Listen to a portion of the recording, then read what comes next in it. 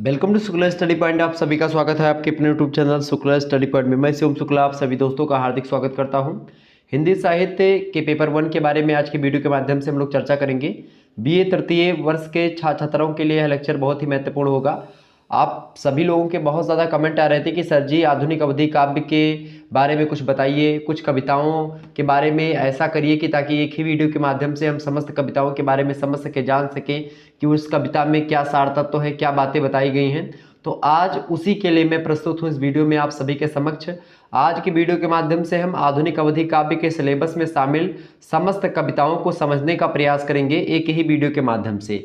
आपको बता दूं आपके सिलेबस में कौन कौन व्यक्ति संकलित हैं।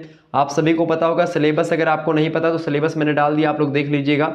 ठीक है, तो हिंदी साहित्य बीए तृतीय वर्ष यानी BA third year, BA part 3, paper 1 आधुनिक अवधि काव्य जनपदीय भाषा साहित्य पढ़ना पड़ता है पेपर 1 में।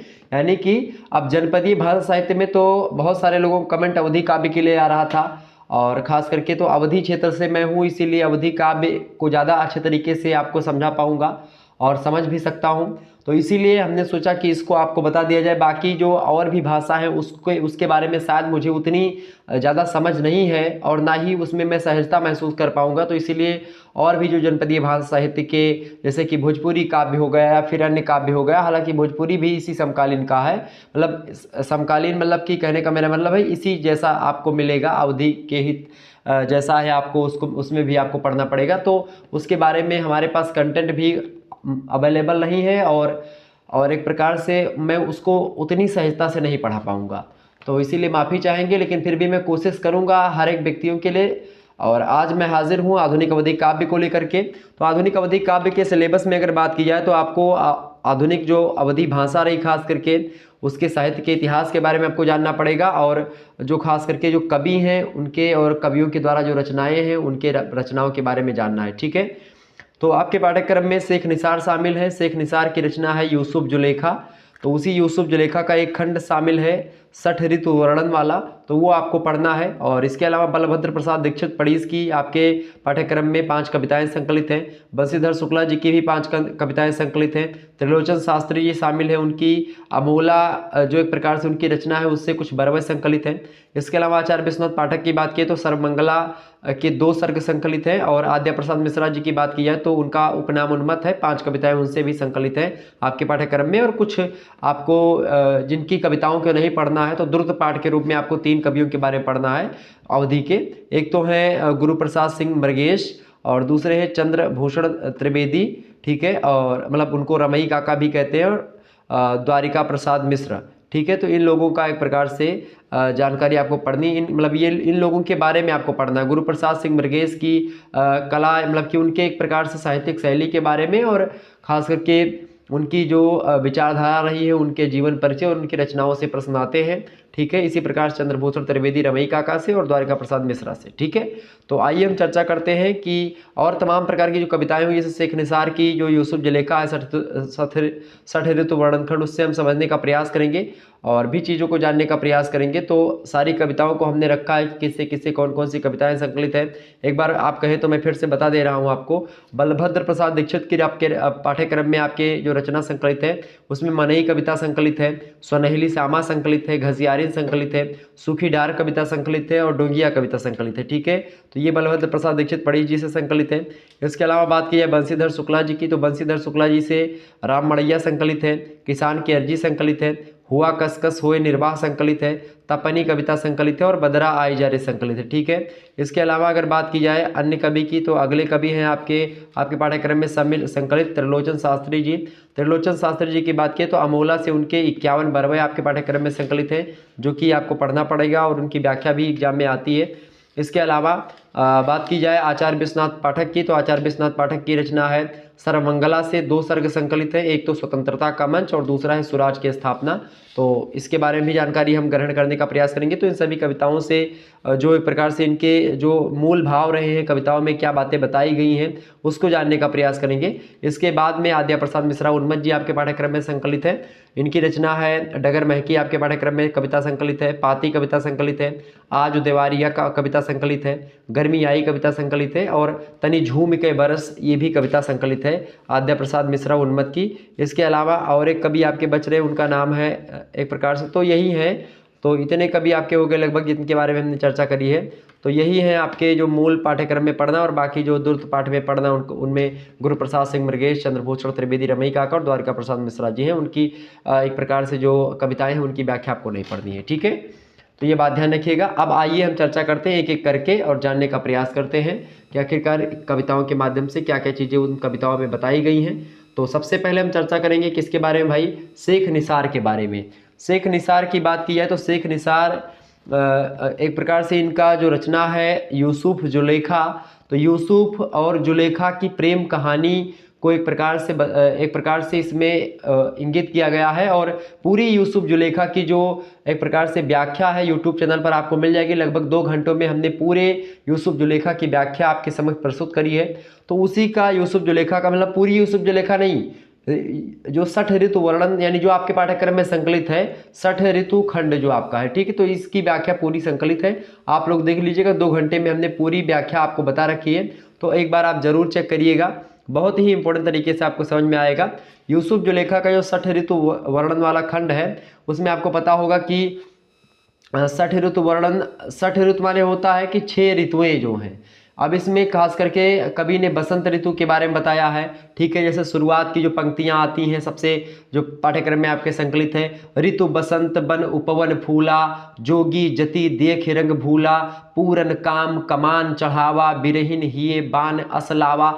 इस प्रकार से तो फूले फूल सिखी गुंजा रही, लागी आग अनार के डार रही, मतलब बसंत का ऋतु आ चुका है, उपवन सारे फूल फल गए हैं, जोगी जति देख रंग भूला, एक प्रकार से जो जोगी हैं वो अपने जोग को भूल रहे हैं, और एक प्रकार से उस मनमोहक चीज़ों में सभी अपने अपने प्रिय को याद कर रहे हैं। पूरन काम कमान चढ़ावा, ऐसा लगता है कि कामदेव अपने पूर्ण जो काम का बाण है उसको चला रहे हैं। तो इस प्रकार से जो बिरहड़ी हैं वो उनके एक प्रकार से हृदय में वो बाण लगते हैं काम वासना के। तो ये तमाम प्रकार की उनके प्रेम के विरह के जो बाण हैं वो आधारित करते हैं।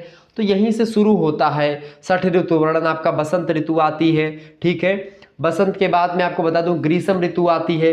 ग्रीष्म ऋतु में आपको पता होगा सोरठा से शुरुआत होती है कि हरे हरे ऋतुराज, बन उपवन किस्मत भये, आवे कौने काज, कंत न पूछे बात मोही, ठीक है। तो उसमें कहा भी गया चौपाई में कि ग्रीष्म ऋतु अब परहि अंगारा, और खड़ी अगिन बिरहीन का जा रहा, मतलब ग्रीष्म ऋतु इस प्रकार से जुलेखा को जला रही है जैसे आग बरस रही है। ग्रीष्म ऋतु अब परहि अंगारा, मतलब एक प्रकार से अंगारा, अंगारा माने कि जैसे कोई लकड़ी आग में जल जाए, और वह लकड़ी में एक प्रकार से जब देखो खूब लकड़ी जल जाती तो भग भग एकदम से दहकत आग जगह कहा जाता है। तो ऊ जान पर थे बरसत है ग्रीष्म ऋतु में जुलेखा का यह लागत है यूसुफ के याद में, ठीक है। तो खड़ी अग्नि बिरहीन कहा जा रहा, ऐसा लग रहा है कि जो है ऐसी अग्नि है, एकदम से कहते हैं खड़ी दोपहरिया गनकत ही पहले कहा जाता रहा। जब बचपन में छोट छोट रहे हो याद करो आप सब, तो ये कहा जाता रहा कि भाई खड़ी दोपहरिया गनकत ही। तो खड़ी दोपहरिया गनकत मतलब कि बहुत गर्मी ज़्यादा है, ठीक है। और एक लकड़ी हम लोग लेते थे बचपन में, आपको शायद पता होगा, तो उस लकड़ी को हम लोग हथेली पे अपने लगा देते थे और ऐसे हथेली नीचे कर देते थे, मतलब ऐसे ऊपर टांग देते थे, लकड़ी ऐसे लटकी रहती थी हथेली पे। अगर वो लकड़ी लटकी है तो खड़ी दोपहरिया मान लो गनकत ही, अगर लकड़ी गिर गए तो खड़ी दोपहरिया ना ही गनकत ही। ऐसे हम लोग जो है ये अंदाज़ा लगाते थे बचपन में जब छोटे छोटे थे, और मैंने तो खूब अनुभव किया, खूब इस तरीके से जीवन यापन किया है।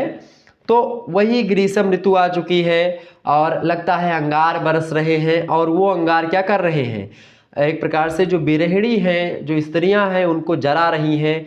यह ऋतु मह सब जाई सुखाई, मतलब इस ऋतु में, ग्रीष्म ऋतु में सारी चीज़ें सुखा जाती हैं, सारी चीज़ें सूख जाती हैं। बिरह बेल उपजय पलुहाई, मतलब जो कुछ भी है बिरह के कारण से, जिस प्रकार से सारी ऋतु, इस ऋतुओं में तमाम प्रकार के वृक्ष सब, तो ग्रीष्म ऋतु में आपको देखते होंगे सारी चीज़ें सूखने लगती हैं, नदी तालाब भी सूखने लगते हैं। तो उसी प्रकार से जो है जो बिरहड़ी है वो भी सूख सी जाती है, ठीक है। तो एक प्रकार से, और ग्रीष्म तेज बिरह के आगे मोरे हिए दबान से लागे। तो एक प्रकार से लगता है कि ग्रीष्म की ऋतु की गर्मी भी एक प्रकार से बिरहणी के ताप से ज़्यादा मतलब कि कम पड़ रही है, उसके सामने फीकी पड़ी, कई प्रकार की चीज़ें आपको मिलेगी। इसके बाद में आप देखिएगा षठ ऋतु वर्णन में जो तीसरा ऋतु आता है वो है पावस का ऋतु। पावस ऋतु में आपको पता होगा कि पावस ऋतु में क्या है कि सूख भई बेचैन ग्रीष्म ऋतु द्रुम बेल बन, मतलब ग्रीष्म ऋतु में क्या जो लताएं थीं, जो बेलाएं थीं, जो वृक्ष थे, जो एक प्रकार से पौधे थे, वो सब एक प्रकार से सूख गई, बंवर वगैरह सब सूख गई हैं। एक न सूखे नैन, जुलेखा कहती है कि सूखी सूखी भई बेचैन ग्रीष्म ऋतु द्रुम बेल बनी, और एक न सूखे नयन नित बरसहि तरसहि सखी। यानी कहती है कि हे सखी, इस ग्रीष्म ऋतु में सारे के सारे वृक्ष, पेड़ पालो, लता द्रुम पत्रादिक सब कुछ सूख गए हैं, बस एक चीज नहीं सूखने को आ रही है। वो क्या चीज है? वो कहती है कि एक न सूखे नयन नित, बस केवल एक मेरे नयन जो है वो नहीं सूख रहे हैं। और क्या हो रहे? नित, नित माने डेली, रोज हो। बरसहि तरसहि सखी, मतलब तरस रही है किसके याद में? अपने प्रिय के याद में तरस रही है मिलने के लिए। बरसहि, बरसहि माने वो बारिश हो रही, किसकी? आंखों का जो जल है यानी आंसू जो है वो नहीं सूख रहा है, बाकी सब सूख जा रहा है। ठीक है। नित बरसहि तरसहि सखी, इस प्रकार से कहती है। उसके बाद में तो ग्रीष्म ऋतु के बाद में आता है क्या? पावस ऋतु। पावस घन घोर बिराजे और घोर घमंड घटा चढ़ गाजे। यानी ग्रीष्म ऋतु के बाद में आपको पता होगा पावस ऋतु आती है। पावस माने वर्षा वाला जो मौसम होता है, तो पावस ऋतु आ जाती है। एक प्रकार से जो घटा है वो काली काली घटाएं आ जाती हैं, बादल घेर लेते हैं, पानी बरसने को उद्वत होता है। ठीक है। तो इस प्रकार का ऋतु आता है। घन गरजहि दामिन लौकाही, दामिन माने होते बिजली, तो घन गरजे मतलब बादल जो है वो गरज रहे हैं खूब तेज तेज से। दामिन लौकाही, बिजली चमक रही कड़ाके से। ठीक है।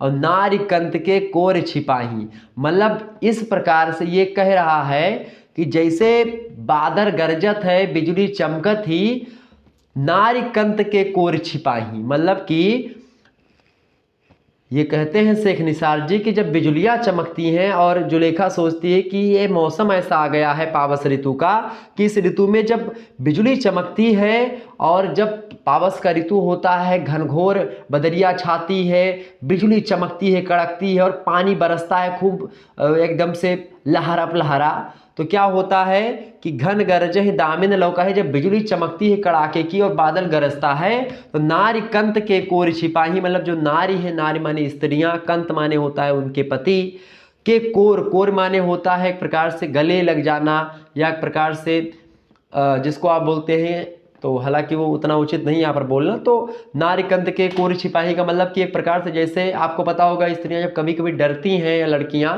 तो एक प्रकार से वो एक प्रकार से जो होता नहीं कि गले लगा लेना टाइप का, जो हग करना जिसको बोलते हैं, तो वो करती हैं। तो इसी प्रकार से इस पावस ऋतु में नारकंत के कोर छिपाही जैसे बिजली चमकती तो डर करके अपने पति के बाहों में लिपट जाती हैं। तो ये चीज एक प्रकार से यहाँ पर आप देखेंगे पावस ऋतु में। फिर आता है आपका शरद ऋतु। शरद ऋतु माने क्या होता है भाई? शरद ऋतु जो होती है वो खास करके थोड़ा सा एक प्रकार से आप देखिएगा थोड़ा बरसात टाइप के बाद का थोड़ा सा जो आता है वो दादुर मोर अंधोर एक और घनघोर उत और बसय पवन झकझोर सूने मंदिल न जाए रही।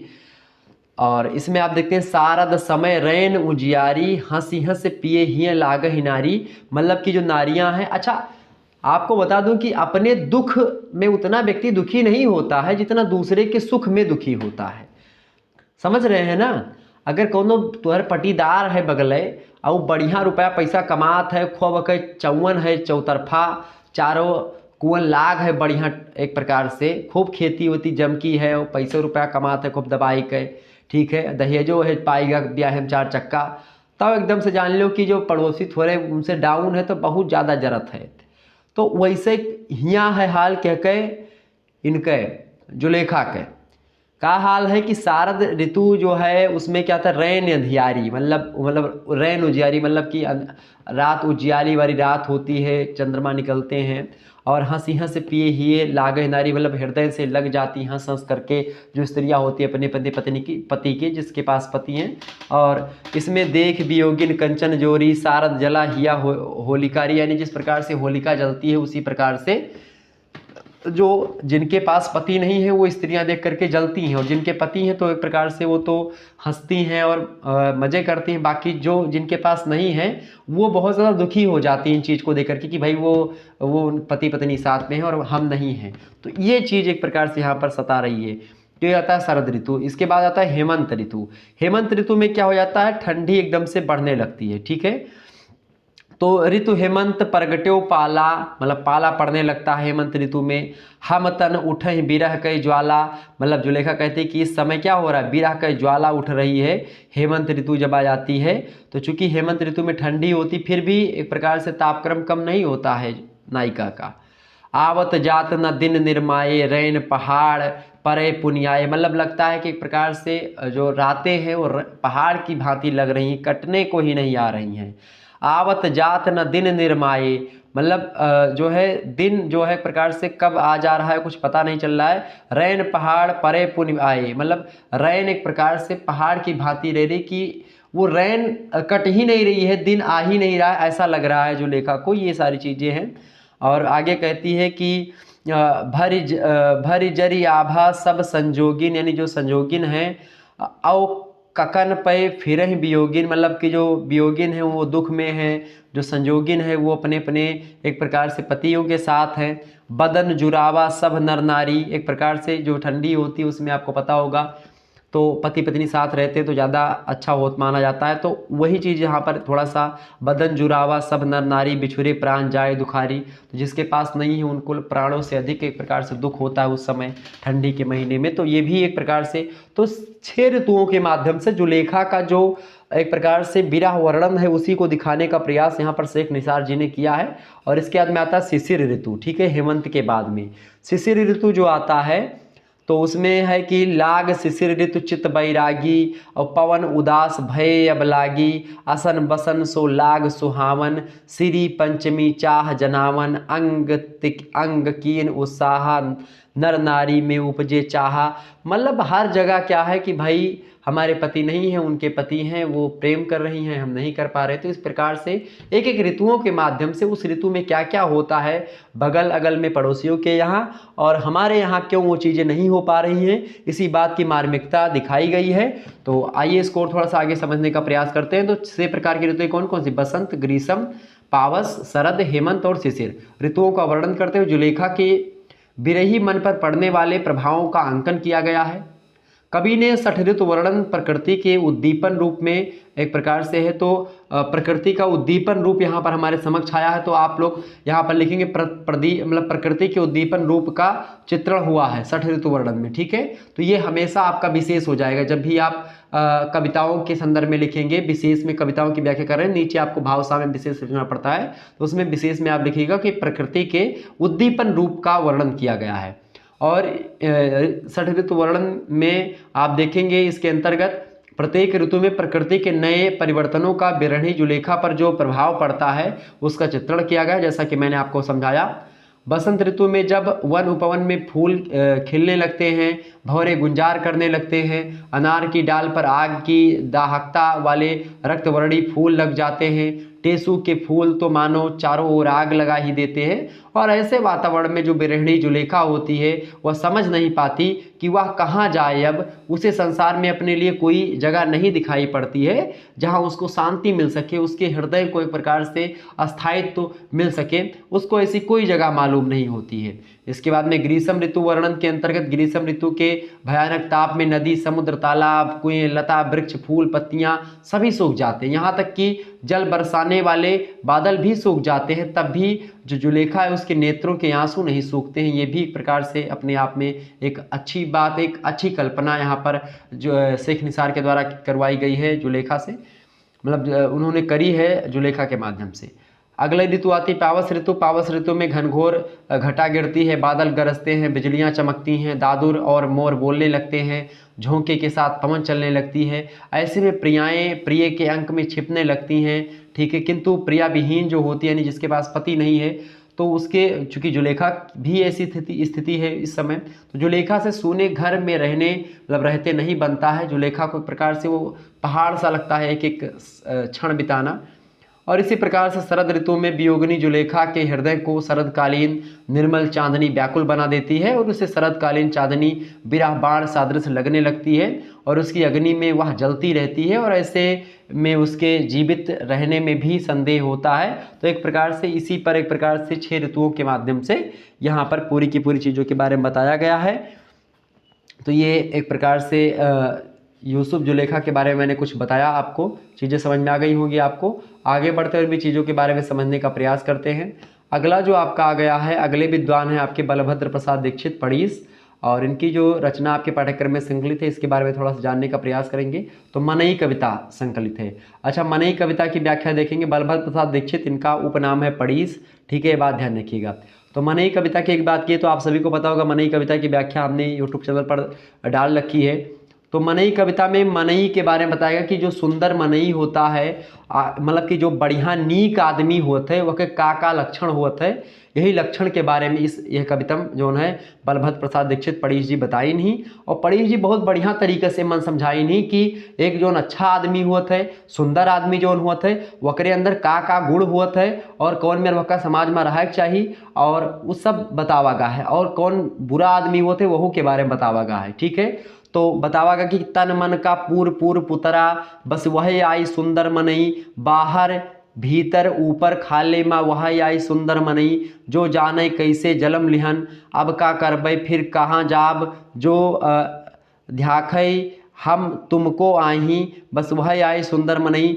मतलब कि बताया कि जो दूसरे के दुख में, मतलब दूसरे के दुख ते दुखी हुए, अपनों सुख का सबका बांट दिए, जो जाने सुख दुख के किरला, बस वह आए सुंदर मनी। मतलब कि जो यह जानता है कि सुख और दुख का जो कर्म है, मतलब कि सुख और दुख जो होता है वो कर्म के अकॉर्डिंग होता है और ये हमेशा आता रहता है। परमात्मा का नियम है कि आज अगर आप सुखी हैं तो कल को आप दुखी होंगे, आज आप प्रेम में हैं कल को आपका ब्रेकअप होगा, ठीक है। इसी प्रकार से कल आपका ब्रेकअप हुआ तो फिर से आपका कहीं से प्रेम प्रसंग चालू होगा। तो कहीं ना कहीं पे चीज़ें पता है कि भाई आज अगर आपको धन मता खूब मिल गई तो कल आपका धन मता खर्च भी होगा, ठीक है। आज आपका अच्छा चल रहा है दिन तो कल आपका बुरा दिन भी आएगा। तो जो इस चीज़ को जानता है वह सुंदर आदमी है। जो दूसरे के दुख में दुखी होता है, जो दूसरे के सुख में सुखी होता है, वह सुंदर आदमी है। जिस प्रकार से सूर्य, एक मैं उदाहरण देना चाहूँगा, भाव सामने लिख दीजिएगा। उद्दित्य सविता ताम्र ताम्र संपत्तो चा विपत्तो चा महताम एक रूपता। जिस प्रकार से सूर्य जो होता है उदय होते समय लाल होता है, अस्त होते समय लाल होता है। जब वो उदय होता है तो उसको खुशी होती है, लेकिन मेरे प्यारे दोस्तों जब वह अस्त होता है तो वो दुखी होता है, लेकिन फिर भी वो लाल होता है।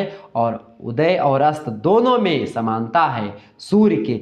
इससे हमको क्या सीखना चाहिए भैया? इससे हमें ये सीखना चाहिए कि चाहे दुख पड़े कितनो और चाहे खूब सुख पड़े, तो ना तो ज़्यादा सुख में खूब सुखी हो जाओ एकदम से मस्त मौला ड्रिंकिंग कह के बाद ना डांस करो, ना यही मेरी स्थिति हुए। और ना ऐसी स्थिति हुई कि दुख में एकदम से बिलापे करत करत कि परहि भूमितल बारहि बारह, जैसे कैकेयी और कौशल्या माता और सुमित्रा माता बिलाप करत रही, करहि बिलाप अनेक प्रकारा, परहि भूमितल बारहि बारह। आपने देखा होगा तुलसीदास जी के रामचरितमानस में जब राजा दशरथ की मृत्यु हो जाती उसके बाद में करहि बिलाप अनेक प्रकारा, परहि भूमितल बारहि बारह। मतलब इस प्रकार से रोने गाने। आप देखते हैं स्त्रियाँ ज़्यादा रोती हैं कभी कभी, ठीक है, तो लेकिन पुरुष बहुत कम रोते हैं, लेकिन दर्द बहुत ज़्यादा होता है हर व्यक्ति को, लेकिन वो थोड़ा आंसू के माध्यम से प्रकटीकरण करती है और वो लोग एक प्रकार से इमोशनल टाइप के होते हैं, उस समय थोड़ा सा मौन टाइप के। हालांकि तो सुंदर आदमी की व्याख्या यहाँ पर जो पड़ीस जी है बहुत अच्छे तरीके से बतावत हैं। कहा था कि मनई कविता जो है उसमें मानवतावादी दृष्टि जो है एक प्रकार से उसकी सुंदर अभिव्यक्ति पड़ीस जी ने करी है और सहज मानवीय मूल्यों में कवि की अमिट आस्था इस कविता में प्रकट हुई है। ग्रामीण जीवन की सरलता और अपनापन, मधुर मुस्कान, परिधान यानी कपड़ा पहनने का जो ढंग होता है गांव का अलग होता है, चाल ढाल गांव के लड़के लड़कियों की अलग होती है। निश्चल मन होता है, छल कपट प्रपंच द्वेष ऐसी भावना अधिकतर नहीं होती है। तो जो मतलब कुछ व्यक्तियों में होती है लेकिन कुछ में नहीं होती है। तो जिस व्यक्तियों में ऐसी चीज़ें होती हैं जीवन में, जिसकी सरलता होती है, जो सभी को अपना समझता है, जिसके चेहरे पर मधुर मुस्कानें होती हैं, जो परिधान में एक प्रकार से उत्तीर्ण होता है, परिधान माने कपड़ा पहन अच्छा तरीके से, एक प्रकार से जो एक प्रकार से जो भी उसके पास है वो उसी में खुश है और उसी चीज़ को पहन लेता है।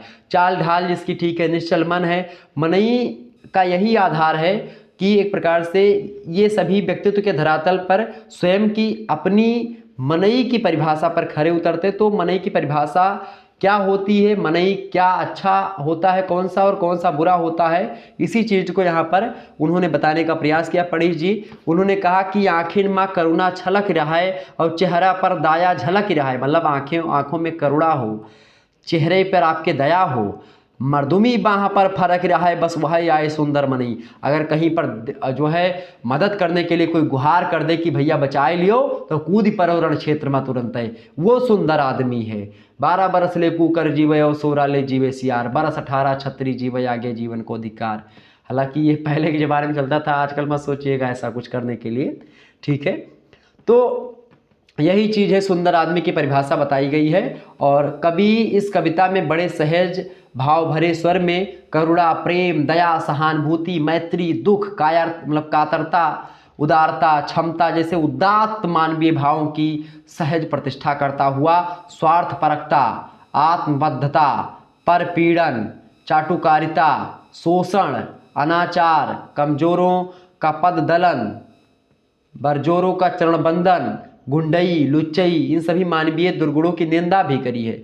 जहाँ एक तरफ कवि जो है वो मानवीय गुणों को एक प्रकार से धरातल पर लाता है, पृष्ठभूमि पर पाठकों के समक्ष प्रस्तुत करता है, वहीं दूसरी ओर लेखक यह भी इंडिकेट करता है कि कौन से व्यक्ति समाज में बेकार होते हैं, मतलब बुरे व्यक्ति होते हैं, और कौन से सुंदर व्यक्ति होते हैं। इन दोनों के बारे में कवि ने बताने का प्रयास किया है, ठीक है, ये बात ध्यान रखिएगा।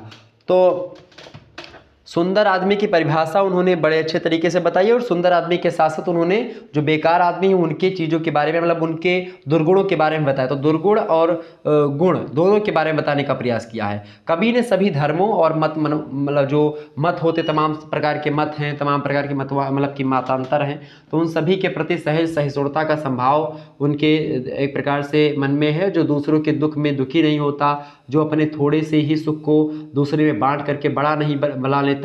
तो एक प्रकार से उसके नेत्रों में करुणा नहीं छलकती, जिसकी भुजाओं में पौरुष नहीं प्रकट होता, जिसके मुखमंडल पर दया प्रेम का आलोक नहीं दिखाई पड़ता, जो दूसरों की माँ बेटियों को सम्मान नहीं देता, उसे भला आदमी कैसे कहा जा सकता है, ये प्रश्न उन्होंने कहा, ठीक है। यानी कि सुंदर आदमी वही होगा जो ये चीज़ें करेगा, ठीक है, जिसके दया होगा, जो एक प्रकार से मदद करेगा बहन बेटियों का सम्मान करेगा, स्त्रियों की रक्षा करेगा, वो सुंदर आदमी। जो ऐसा नहीं करेगा वो सुंदर आदमी नहीं है, वो अच्छा आदमी नहीं है।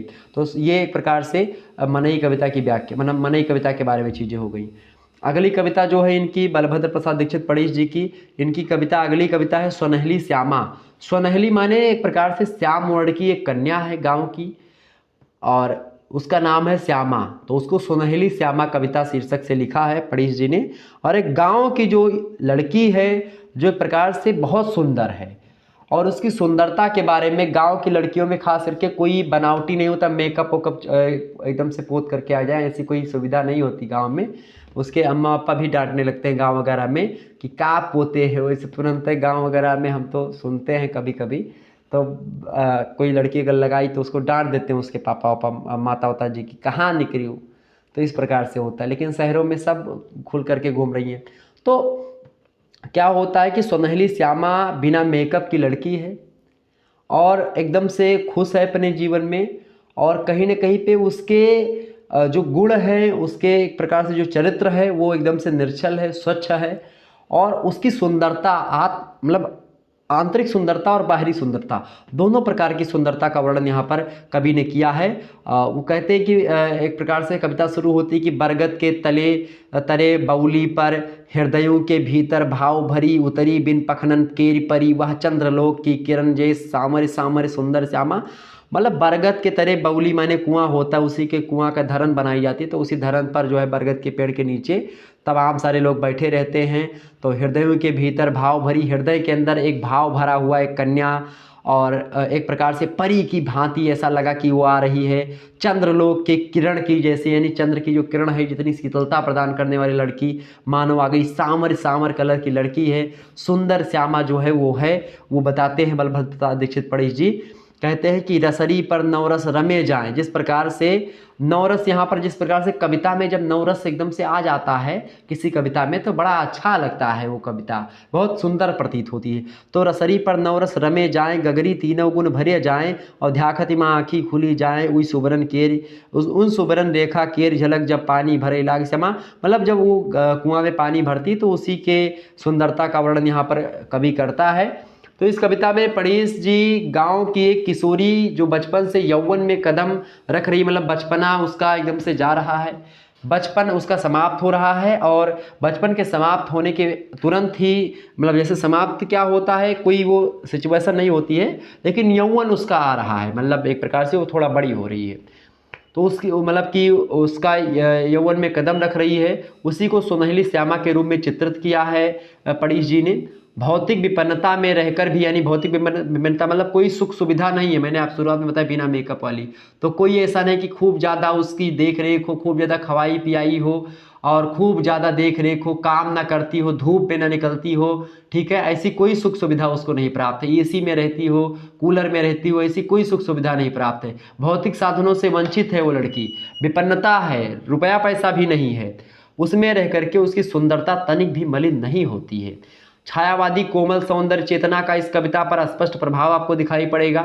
और इस सांवली सलोनी सौंदर्य शालिनी श्यामा जो है ग्राम कन्या को देख करके कालिदास की शकुंतला का स्मरण हो जाना स्वाभाविक सी बात है। जिस प्रकार से कालिदास ने शकुंतला का वर्णन किया है, जो सहज सुंदर है एक प्रकार से, कहीं ना कहीं पे मतलब कालिदास की शकुंतला से अगर इसका एक प्रकार से हम तुलना करें और उसको याद करें तो एक प्रकार से ये ठीक लगेगा। और यह गांव की अल्हड़ लड़की जो है जीवन की विषमता, गरीबी और अभावों से भी उदासीन नहीं है। मतलब एक तरफ गरीबी है, तमाम प्रकार के साधन नहीं है, रुपया पैसा भी नहीं है, कोई एक प्रकार से देख रेख उतनी ज़्यादा नहीं, लेकिन फिर भी वह उससे मलिन नहीं होती, उदासीन नहीं होती, फिर भी अपने जीवन में एक अलग प्रकार का अजीबोगरीब प्रकार की एक प्रकार से मुस्कान है और तेज है उसके ललाट पर, वो कन्या।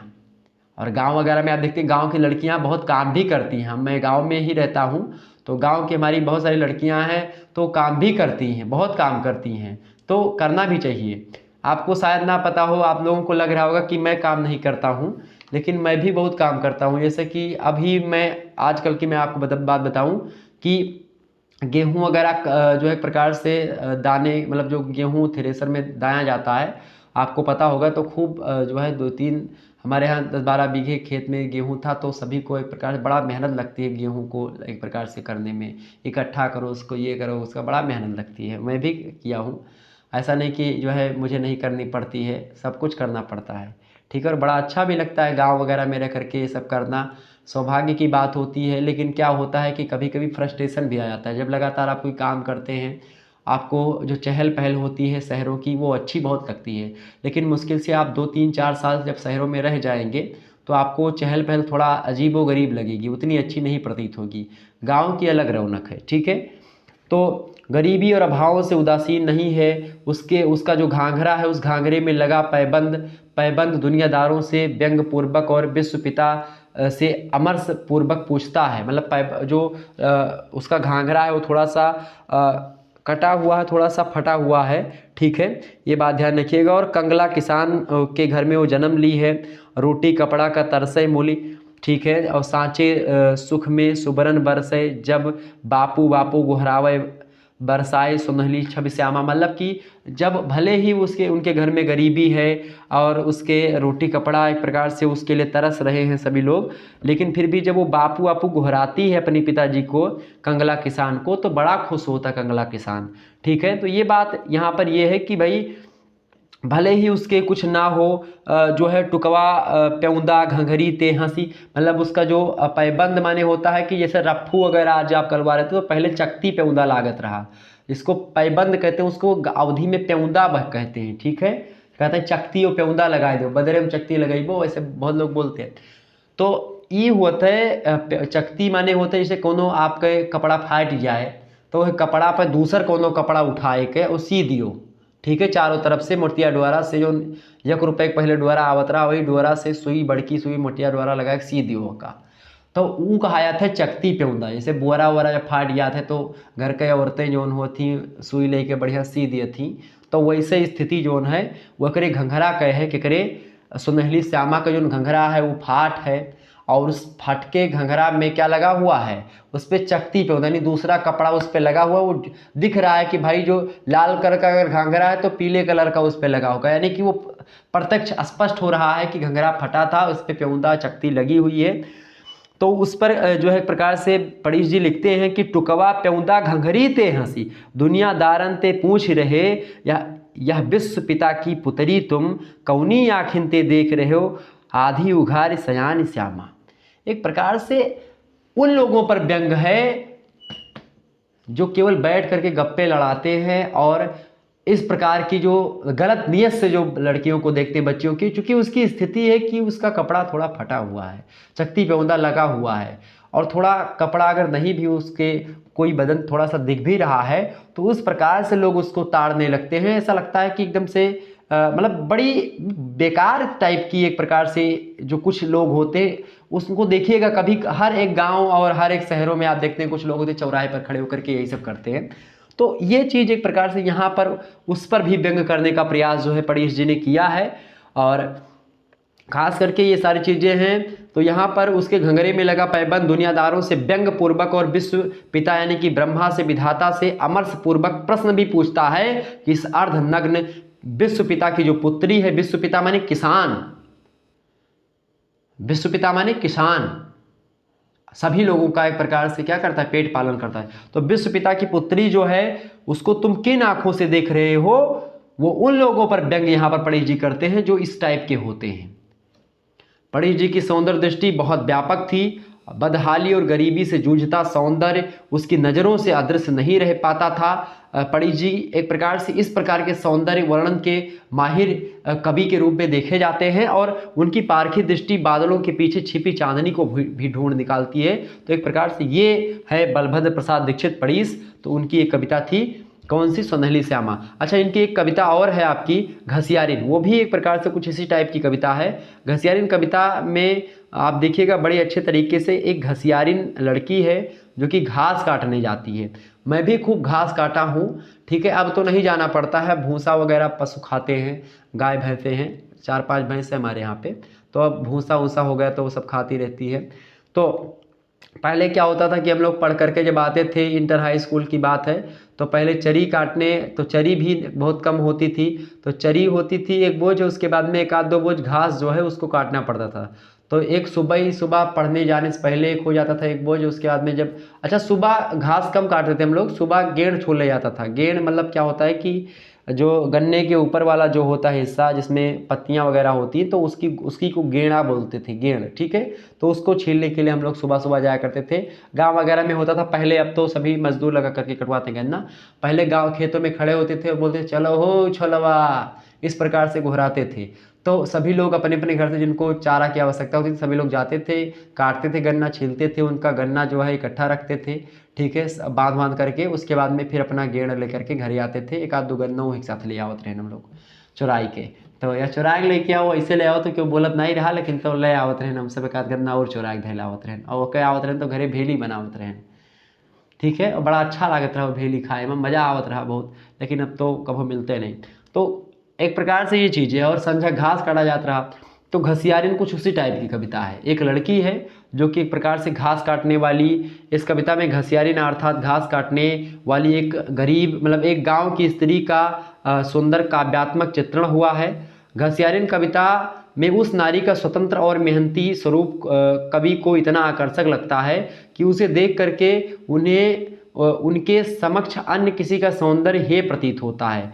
और आप देखिएगा घसियारिन कविता में शुरुआत होती है कि लाही लागई पौ फटी रहा कस सुंदर सुंदर और चाहके चिड़ैया ठाकुर जी की धुन भुजकैटा गुन गाए रहे वह चली जाए पाछिन ते बिहसत बिलसत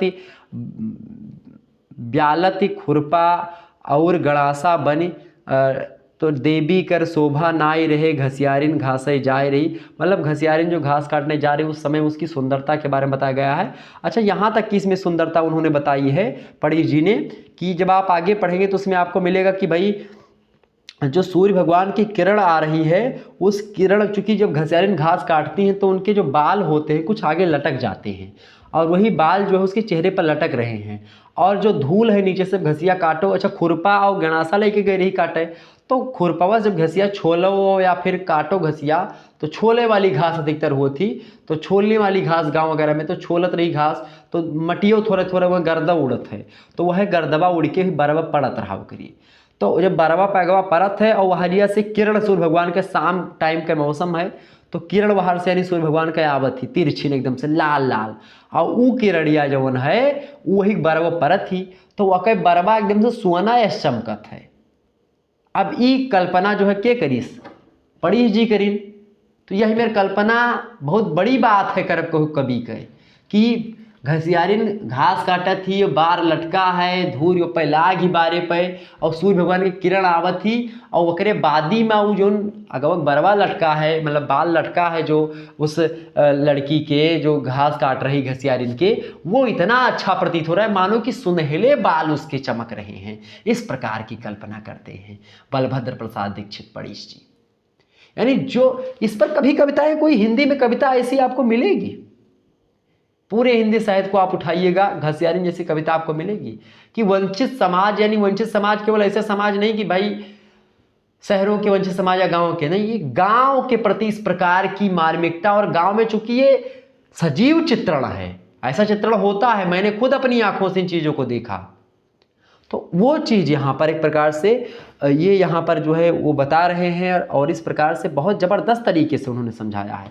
ठीक है, तो एक बड़ी विशेषता श्रम के विभाजन का भी वर्णन हुआ है। पति पत्नी अपनी क्षमता और आवश्यकता के अनुसार दिन भर परिश्रम करते हैं। गांव के समाज और मर्यादा के बीच उनका प्रेम इस प्रकार साहचर्य और सहयोग से जिस भावुकता से विकसित होता है, निस्संदेह वह ईर्षा का विषय है। घसियारिन और उसके पति के सरस दाम्पत्य में जो आनंद है वह देवलोक वासियों को भी दुर्लभ है, और घसियारिन के इस सहज दाम्पत्य प्रेम का सुख अतुलनीय और असाधारण है। एक प्रकार से इसके सुख को एक प्रकार से इंद्र भी वहाँ से देख करके तरस रहे हैं कि कितनी एक प्रकार से ये पति पत्नी कितने सुखी हैं, कि पति का काम अलग है, पत्नी का काम अलग, दोनों काम करते हैं, फिर शाम को आते हैं, रोटी खाते हैं, और आराम से फिर सुबह होती है, फिर उठ करके अपने काम में संलग्न हो जाते हैं, और तारतम्यता स्थापित करके अपना जीवन यापन करते हैं। लड़ाई भी करते हैं, फिर तुरंत प्रेम करते हैं, तो लड़ाई प्रेम ये सब चलता रहता है पति पत्नी के बीच में। तो ये सब चीज़ें वहाँ पर दिखाने का प्रयास। अगली जो कविता है इनकी पणिश जी की, वो है डोंगिया कविता। मैं सारी कविताओं के बारे में बताऊंगा, तो आपको चिंता करने की आपको आवश्यकता नहीं है। डोंगिया कविता की बात की है तो डोंगिया कविता जो है वो एक, डोंगिया माने होता है नाव, ठीक है, डोंगिया माने क्या होते भैया, नाव, ठीक है। तो वह है नदी में जो नाव बहा थी वही बारे में बतावा गया है, कि अपने राम के सहारे यह चली जाए, डगमग जोंगिया पर्वत निकसी, नई नदी हरिधार तेज और टेढ़ मेर, कसले पतवार उठाओ, बासुमल्लाह न तनिको चिंता करो। तो एक प्रकार से वो डोंगिया माने नाव, ठीक है। तो पणिश जी ने डोंगिया कविता में जीवन रूपी नौका का सजीव चित्रण किया है। मानव जीवन में सम विषम परिस्थितियों के रूप में अनेक प्रकार के जो उतार चढ़ाव होते हैं, जिस प्रकार से नाव जो होती, कभी लहर आती है पलट भी जाती, फिर दूसरी लहर आती, फिर वो नाव सीधी हो जाती है, कभी पत्थर सामने आता है उससे टकराती है, कभी दिशा मुड़ जाती है, तो मार्ग कभी बदल जाते हैं। तो जीवन में भी इसी प्रकार से तमाम प्रकार के उतार चढ़ाव आएंगे, तमाम प्रकार की लहरें आएंगी जीवन में, तमाम प्रकार के एक प्रकार से ठोकरें आएंगी, तमाम प्रकार के मार्ग परिवर्तन की स्थितियां आएंगी। तो उस समय आपको घबराना नहीं है, अंततः आपको अपने गंतव्य तक पहुंचना पड़ेगा, और धारा आपको पहुंचाएगी, जो जीवन की धारा है वो आपको अवश्य पहुंचाएगी। तो उतार चढ़ाव आते रहते हैं, जैसे जलधार में आंधी तूफान व ज्वार भाटे के प्रकोप से नौका डगमगाती है फिर संभलती है, उसी प्रकार सुख दुख के प्रभाव से मनुष्य भी उबड़ता हुआ कर्म पथ पर आगे बढ़ता हुआ जाता है। प्रकृति प्रेम में आप देखिएगा, पोर पोर डूबा कभी जीवन के गंभीर प्रश्नों से जूझते हुए भी प्रकृति को अपने अनुभूति पथ से ओझल नहीं होने देता। जाड़ा गर्मी बरसात प्रभात दोपहर शाम सविता समीर नदी बादल बिजली कौंधा बाढ़ आग भूचाल इसके अलावा बालारूढ़, शरद, बसंत, गुलाबी, जाड़ा, हरितिम, पावस, इन सभी में कवि अपनी नन्ही जीवन नौका को बेधड़क खेल ले जाने की हौस दिखाता है और राम में उसे अच्युत विश्वास है। कहता है कि राम के भरोसे क्या होता है, तोरे राम के सहारे पर यह चली जाए डगमग डोंगिया। इस प्रकार से चलो चल राम के सहारे पर यह चली जाए डगमग डोंगिया, रसले राम के सहारे पर यह चली जाए डगमग डोंगिया, ओई पार देख हाँ चली जाए डगमग डोंगिया, रटो राम राम रटो राम राम तब चली जाए डगमग डोंगिया, राम का तमो गुण रूप देख बस चली जाए डगमग डोंगिया, राम की दुहाई फूंक फूंक चलो चली जाए डगमग डोंगिया, और सब राम राम की माया ये यह चली जाए डगमग डोंगिया। इस प्रकार से भगवान राम में अटूट विश्वास दिखाता है, जो एक प्रकार से नाव को चलाने वाला नाविक है। इस प्रकार से आपके जो आत्मा है उसको कभी एक प्रकार से मत सोचने देना कि जीवन में दुख आ गया है, बस उसी दुख से एकदम से अपने आप को समाप्त कर लेना या अपने आप को बहुत ज़्यादा एक प्रकार से लोनली फील करने लगना। ठीक है, तो कभी अपनी नन्ही जीवन नौका को बेधड़क खेले जाने की हौस दिखाता है। राम में उसको अच्युत विश्वास है, किंतु राम तो अंतर्व्याप्त हैं, अरूप हैं, अकर्म हैं, इसलिए वह अपने कर्म कृपाण की शक्ति को तोलने पहचानने का आवाहन करता है राम के माध्यम से। और कविता की अंतिम 2 पंक्तियों में आप देखिएगा, कवि एक विरागी दार्शनिक की भांति दृष्टिगत होता है। जीवन जगत मैं तुम का सारा जो है पार्थक्य और उसे असत जो है अतात्विक लगने लगता है। उसको कहता है कि तू लिहे कमर कृपान राम की, अकरम गति पर का देखे, ना कहूँ डोंगिया ना कहूँ डबना, ना कहूँ मैं हूँ ना कहूँ तुई है, सब राम राम की मायाई यह चली जाए डगमग डोंगिया, ना तू हो ना हम हो कुछ। एक प्रकार ये एक प्रकार से इतनी अच्छे तरीके से समझाना मुझे नहीं लगता कि किसी और कवि के एक बहुत ज़बरदस्त कवि हैं बलभद्र प्रसाद दीक्षित पणीश जी। कभी इनको पढ़िएगा समय निकाल करके, अगर आपको टाइम मिले तो, बड़े ज़बरदस्त कवि हैं। और आगे इनकी जो रचना है अगली, वो कौन सी रचना है, वो कौन सी रचना है भाई, अगली जो इनकी रचना है वो कौन सी रचना है, सूखी डारी। सूखी डारी जो है एक प्रकार से, अब देखिए सभी हरी भरी पत्तियों के बारे में बताते हैं, लेकिन बलभद्र प्रसाद दीक्षित की यहीं पर देखिए कवित्व इनका कि ये सूखी डार लिखते हैं, यानी जो वंचित समाज है, जिस प्रकार से मैथिली शरण गुप्ता जी लिखते थे। जैसे कैकेयी का अनुताप उन्होंने लिखा, उन्होंने उर्मिला के बारे में लिखा, और किसी हिंदी कवि ने लिखा, कभी नहीं लिखा, लेकिन मैथिली शरण गुप्ता ने लिखा। क्यों लिखा, महावीर प्रसाद द्विवेदी जी के आवाहन पर उन्होंने लिखा।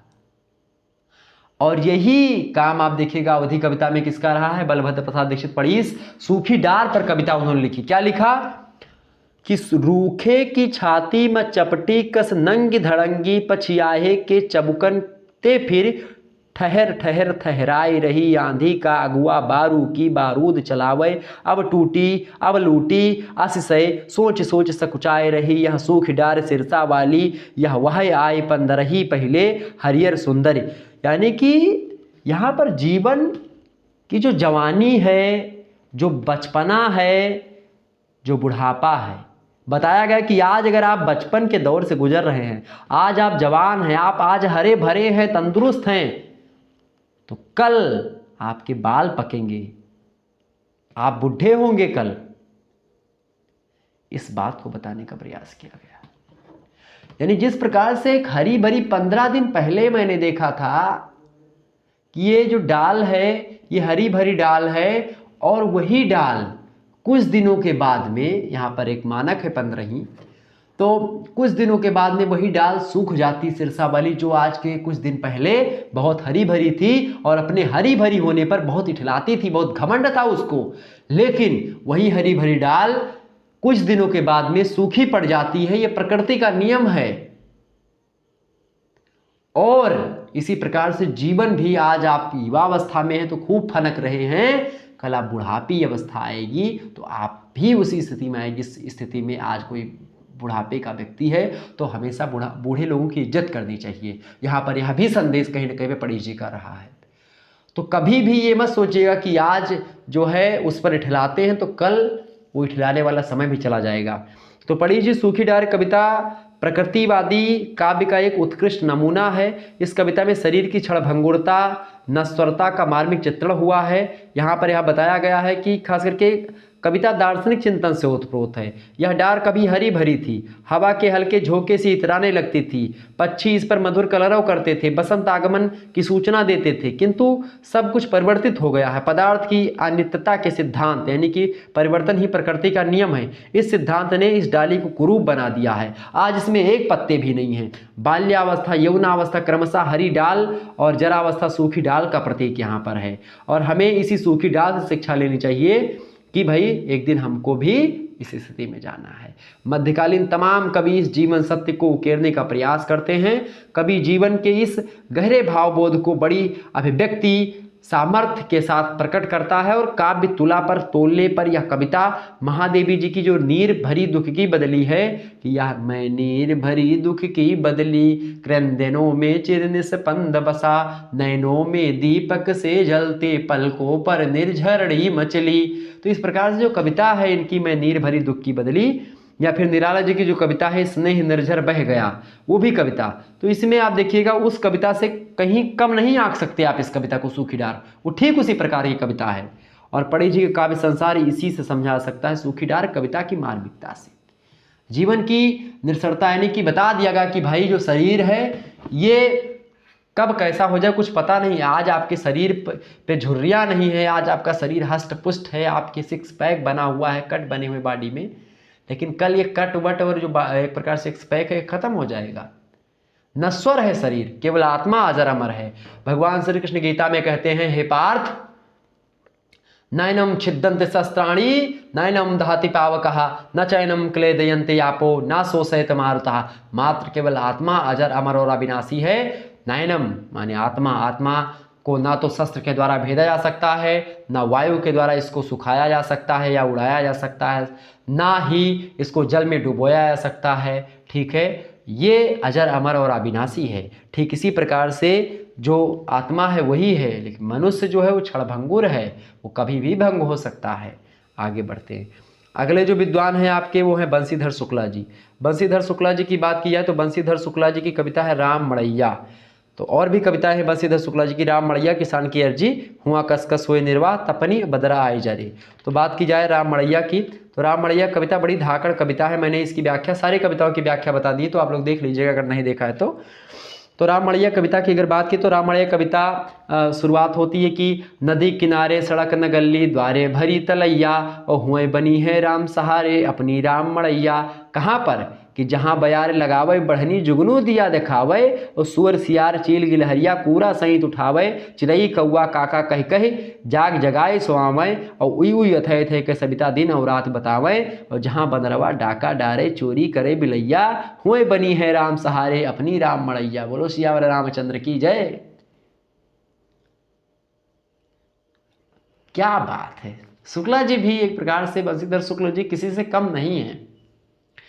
राम मड़ैया कविता एक ऐसी जगह पर राम मड़ैया बनी हुई है। राम मड़ैया एक नाम है उस कविता का, मतलब भगवान राम में आस्था भी है यहाँ पर कवि की। और नदी के किनारा है, नदी किनारे सड़क न गली, मतलब सड़क भी नहीं है ना कोई गली है, और द्वार पर तलैया एक प्रकार से मतलब कि तालाब है, हुए बनी है राम सहारे अपनी राम मड़ैया, यहाँ पर बताने का प्रयास करते हैं। और जहाँ पर क्या हो रहा है, बयार बढ़नी लगाती है, मतलब कि बढ़नी भी नहीं कि वहाँ पर कुचरा और वह मुहारा बहार एक पर है, हुआ बयार मतलब हवा चलती है और सारे कूड़ा करकट उड़ जाते हैं। जुगनू जहाँ पर दिया दिखाते, जुगनू माने खद्योत, यानी जो टिमटिमाते हैं रात में बरसात के मौसम में, तो वो जुगनू वहाँ पर अंजोर कर देते हैं, दिया दिखाते उजाला करते हैं। सुअर सियार चील गिलहरिया ये लोग कूड़ा करकट इधर उधर करते हैं और सैंतते लीपते हैं जो कुछ होता है।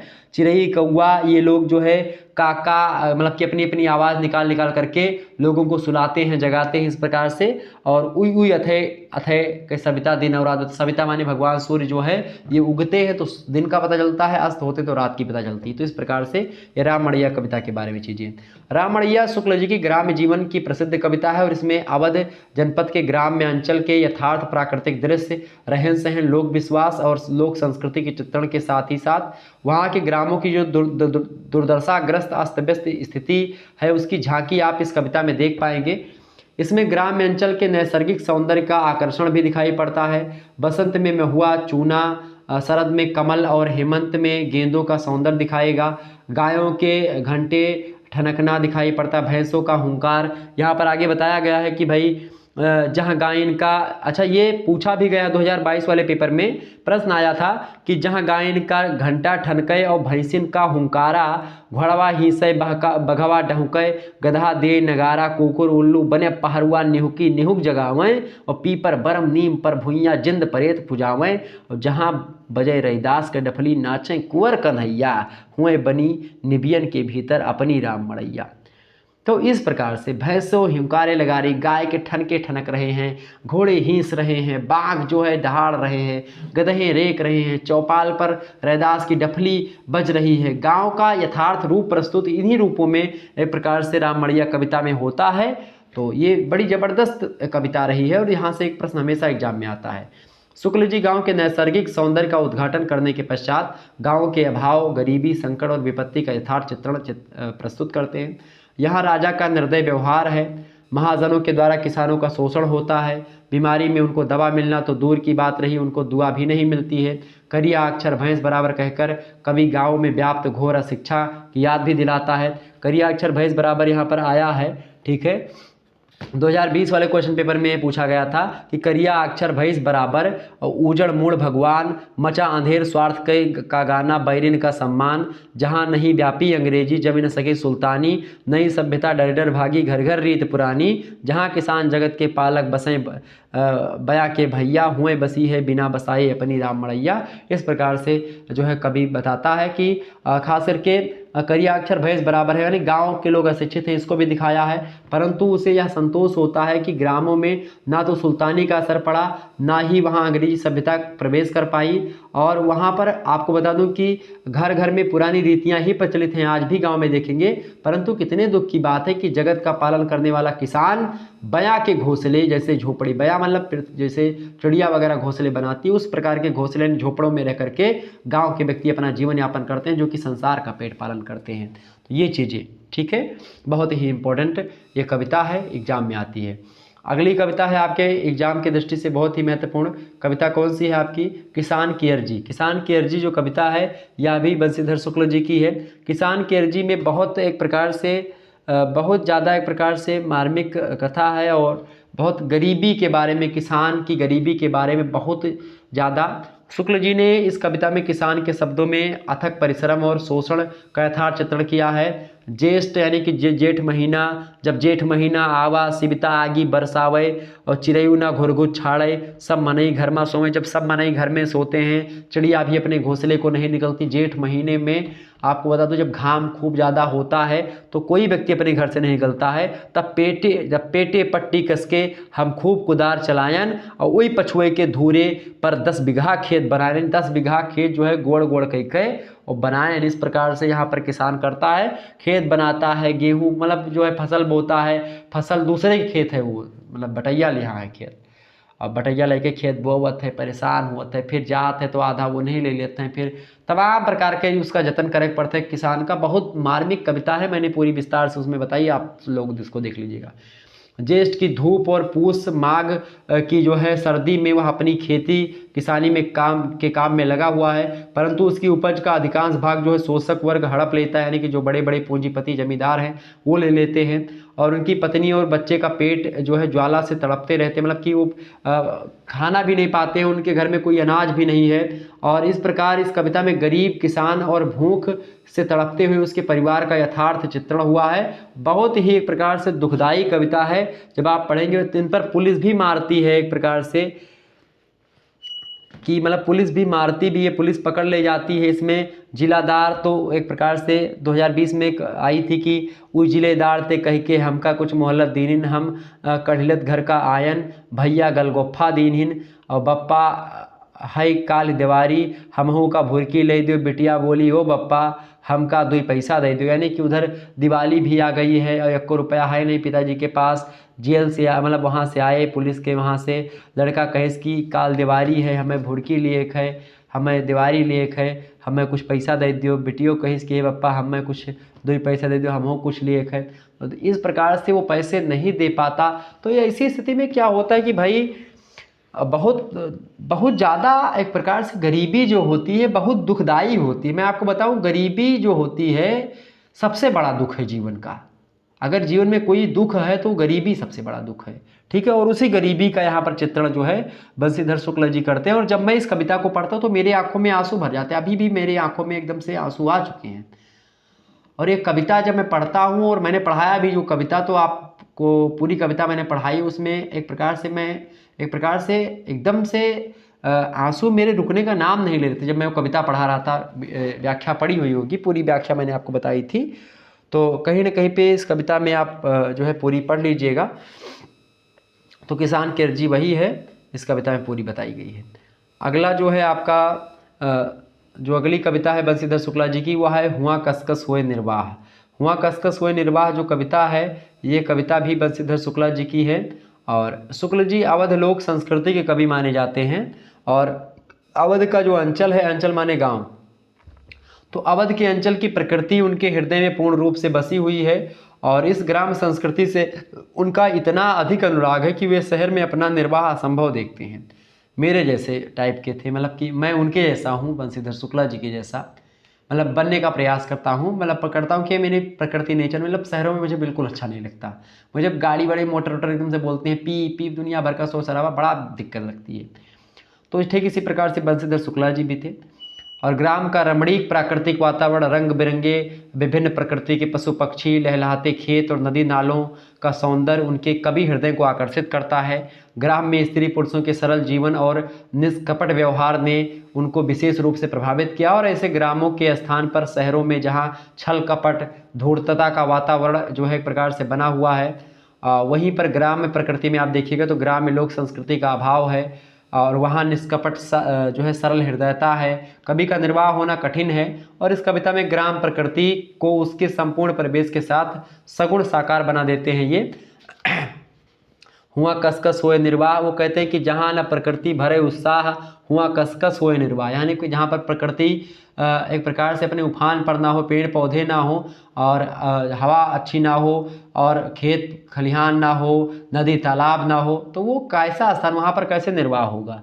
जहाँ गोखुर की उड़े न धूर, लरुआ लिचरन की पुडकान, कबूतर बतके पडुखा सुआ रंगीली चिरैन की किलकान, मतलब जहाँ पर ये सब नहीं होता वो वहाँ पर कैसे एक प्रकार से रहा जा सकता। तो इसी के बारे में उन्होंने बताया, पूरी व्याख्या यूट्यूब चैनल पर अवेलेबल है, आप देख लीजिएगा। तो इसी के बारे में, इस कविता के बारे में बताया गया है। अगली जो कविता है उस कविता का नाम क्या है, वो कविता है आपकी तपनी। तपन कविता जो है एक प्रकार से गर्मी से रिलेटेड है। तपन यानी जो एक प्रकार से है, तपन माने तपने के जो। तो शुक्ल जी जीवन और जगत, आदमी और प्रकृति और नाना विधि रूपों को अपनी कविता का आलंबन बनाते हैं। तपन कविता जो है ग्रीष्म ऋतु का जीवन चित्रण देखने को मिलता है इसमें, यानी गर्मी का महीना। 60 ऋतु वर्णन और 12 मासी की पद्धति पर लिखी गई परंपरागत कविताओं में से किसी भी ऋतु का ऐसा वर्णन देखने को आप नहीं पाएंगे जैसा यहाँ पर बंशीधर शुक्ल जी ने किया है तपन कविता में।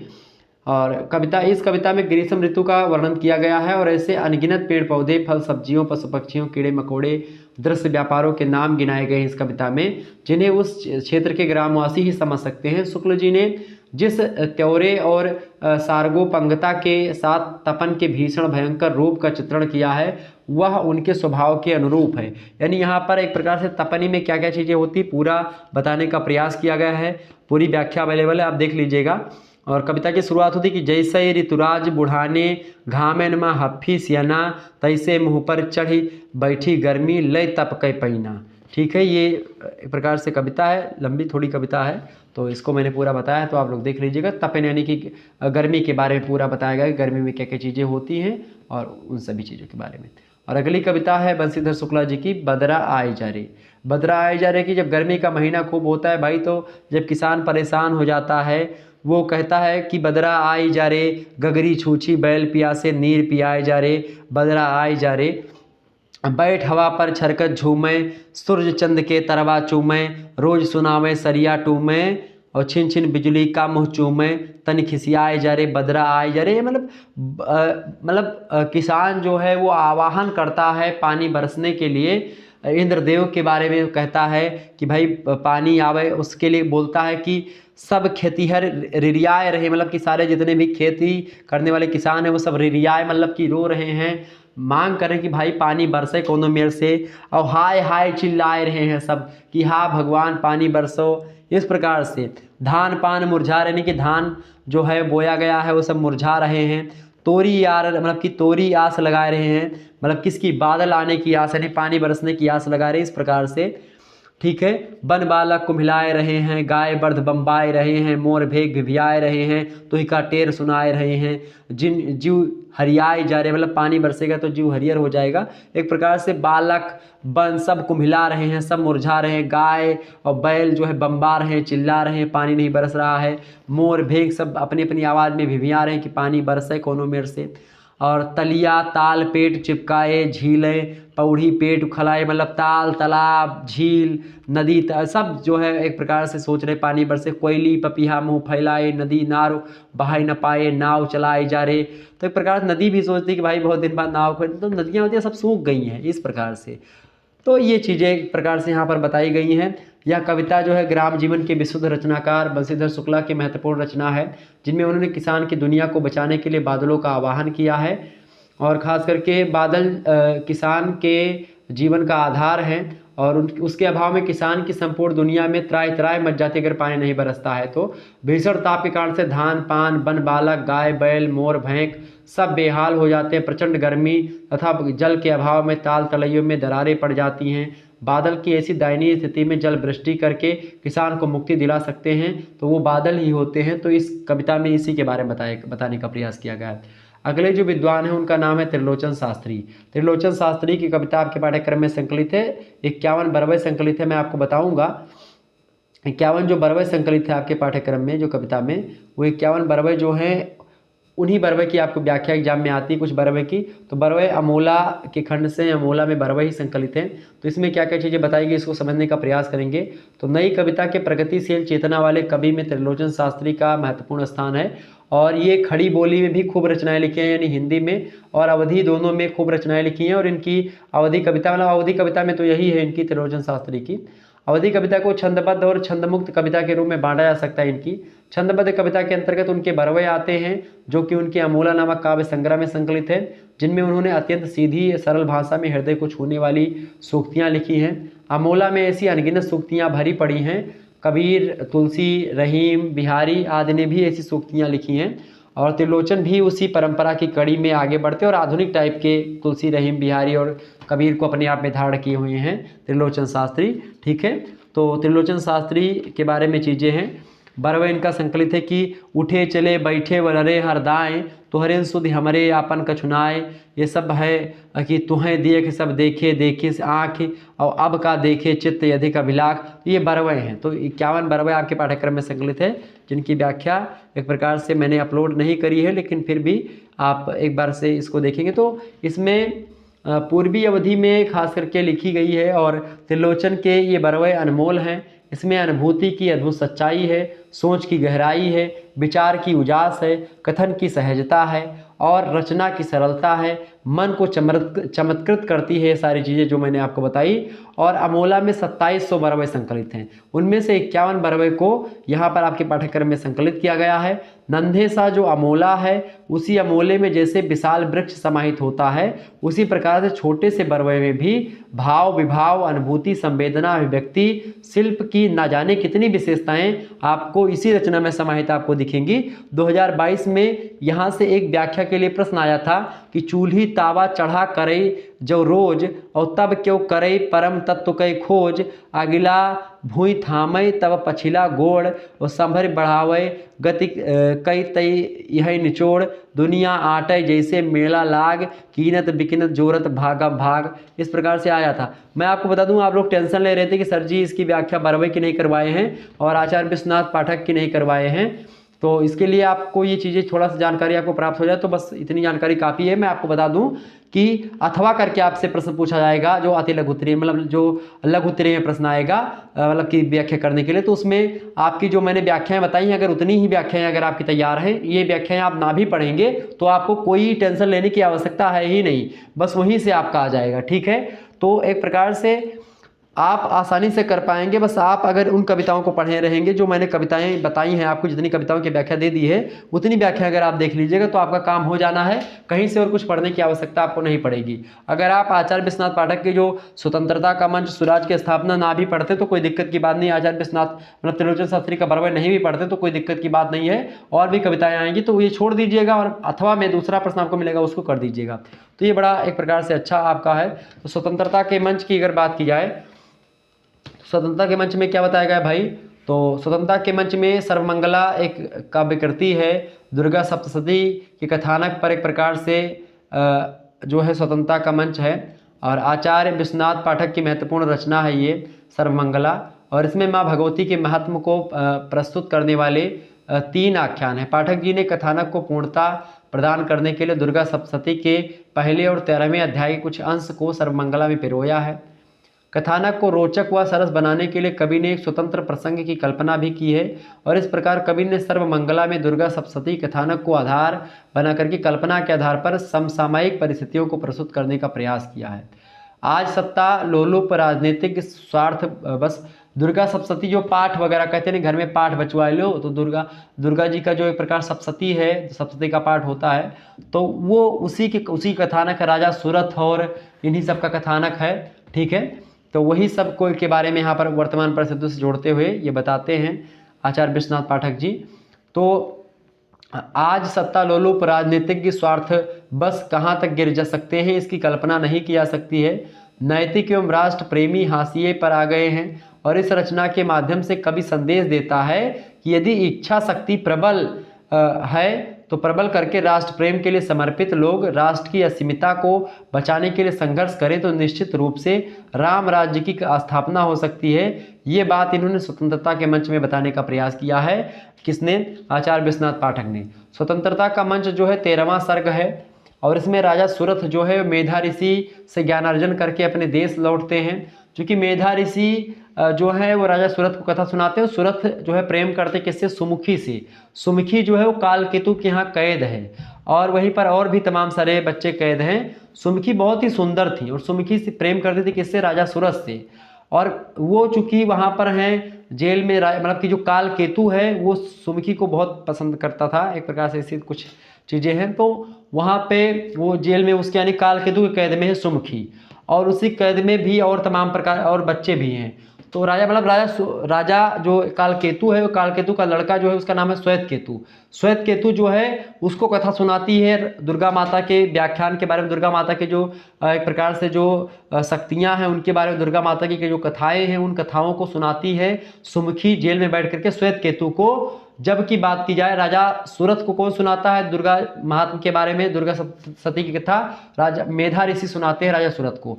तो जब राजा सूरथ जो है ज्ञान अर्जन करके कथा वथा सुन करके अपने देश लौटते हैं, तो अपने देश राज्य के वासियों की दीनहीन मलिन दशा देख करके कातर हो जाते हैं। यहाँ कवि चौथे, पांचवें, छठे दशक के भारत के गाँवों की विपन्नता की मर्म द्रावी बिंब माला रच देता है, और कवि की बाणी का सामर्थ्य देखते ही बनता जैसे दक्षिण अफ्रीका से लौटने के बाद करमवीर गांधी ने 1915-16 में पूरे देश का भ्रमण करके भारत की अंतरात्मा को पहचाना था। भारत के खास करके अन्नहीन, वस्त्रहीन और आश्रयहीन जो है बाहिरंतर आर्त मलिन कोटि कोटि जो निस्वाजन है उनके साथ अपने जो है अंतरात्मा को जोड़ा था। ठीक उसी प्रकार से स्थिति यहाँ पर राजा सूरथ की भी थी। ठीक है, और उनकी व्यथा वेदना की अंतर अनुभूति की थी। वैसे ही राजा सूरथ भी अपने देश जनों के साथ जो है आत्मैक्य की अनुभूति करता है।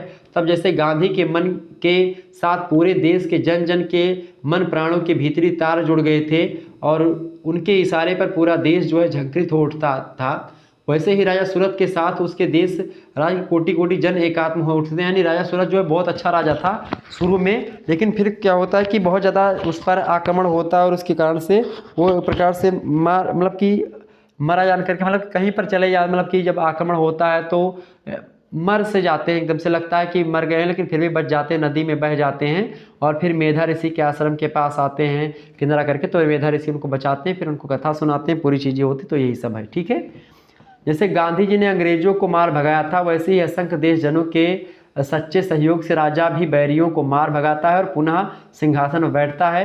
यानी सिंहासन से इसको भगा दिया गया था, मतलब कि हार गया था ये किन्हीं कारणों के बस में, तो उसी कारण से जब वो एक प्रकार से सारे महात्म को सुन करके आता है, उसके बाद माँ दुर्गा की कृपा से फिर क्या हो जाता है, सारी चीज़ें एकदम से सही हो जाती हैं, जैसे थी वैसी हो जाती। जिस प्रकार से गांधी जी आए और उन्होंने अंग्रेजों को यहाँ से भगाया, ठीक उसी प्रकार से ये चीज़ें, तो वर्तमान के संदर्भ को बताते हुए इस रचना को लिखा उन्होंने। ठीक है, बात ध्यान रखिएगा। ओके, आगे बढ़ते हैं। अगला जो है आपकी अगली जो रचना है वो है सुराज की स्थापना। सुराज की स्थापना की बात की तो सुराज का स्वरूप जो है 14वां सर्ग है, सुराज की स्थापना। इसमें जन्मभूमि को पराधीनता से मुक्त कराने के बाद राजा जो है वो सच्चे सुराज की स्थापना में लग जाता है। राजा सूरज जो है वो अच्छे तरीके से अपने राज्य को सुंदर राज्य में बनाने के लिए लग जाते हैं। वह अपने देशवासियों के दुख दरिद्र को दूर करके अपने प्रजा को जो है आत्मांश के रूप में देखने लगता है। सारा वर्गभेद मिट जाता है। जिस प्रकार राम के राज्याभिषेक के बाद में अयोध्या की जो प्रजा होती उसमें हर्ष उल्लास हो गया था, ठीक उसी प्रकार से जब राजा सूरत जो है दोबारा से आते हैं और बैरियों को मार भगाते हैं, सिंहासन पर फिर बैठते हैं, तो इस ऐसे होने पर उसकी जो प्रजा है उसमें प्रसन्नता फैल जाती है। राजा ने पहले स्वराज प्राप्त किया, उसके बाद में उसने स्वराज की स्थापना करी। सर्वमंगल विधायिनी देवी जो माँ दुर्गा हैं, राजा को केवल अपने राष्ट्र राज्य की हित चिंता तक सीमित ना रह जाकर के दुनिया के सभी राष्ट्र राज्यों के सीमा संकोच को भुला करके समस्त विश्व के सभी प्राणियों के मंगल विधान में जुट जाने को प्रेरित करती हैं। राजा जो है माता दुर्गा के इस उद्बोधन को सिरोधार करके वसुधैव कुटुंबकम की अवधारणा को साकार करने में लग जाता है और इस प्रकार काव्य का सर्वमंगला नामकरण जो है सार्थक सिद्ध होता है। सर्वमंगला इसी नाम को कि वसुधैव कुटुंबकम, सबका मंगल हो, सभी स्वच्छ हों और सभी प्रकार से आगे बढ़े। तो ये एक प्रकार से आचार्य विश्वनाथ का ये है स्वतंत्रता का मंच। ठीक है, ये है। और इसके बाद में स्वराज की स्थापना भी वही दुर्गा सप्तशती से ही सारा कथानक लिया गया है, राजा सूरत से रिलेटेड है, तो ये इसके बारे में आप थोड़ा सा जान ही गए हैं। तो आगे जो अगले कवि हैं आपके वो हैं आद्या प्रसाद मिश्र उन्मत्त। आद्या प्रसाद मिश्र उन्मत्त की बात किए तो इनकी रचना है डगर महकी पाती आज दिवारी आ गर्मी आई तनी झूम के बरस। ये सारी कविताएं जो है इन्हीं की हैं। बात की जाए डगर महकी की तो डगर महकी जो कविता है,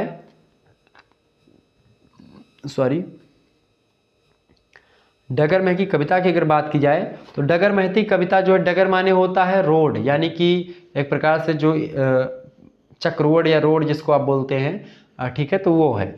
उस रचना में बसंत ऋतु के मनभावन सौंदर्य को ग्रामीण परिवेश में संपर्क करके चित्रित किया गया। आपको मैं बता दूं कि डगर महकी माने कि क्या होता है कि गांव में वगैरह में क्या होता है कि पुष्प तमाम सारे होते हैं, तमाम प्रकार की हवाएं चलती हैं, तो हवाएं जो होती हैं हवाओं से मतलब पुष्पों से टकराती हैं और फिर पूरी की पूरी क्या हो जाती है, कई माध्यम से जो है पूरा रास्ता महकता है। तो रास्ता क्यों महकता है, इसके कई सारे कारण हैं और उसको लेकर के हवाएं चलती हैं, तो उसके बारे में कहा गया।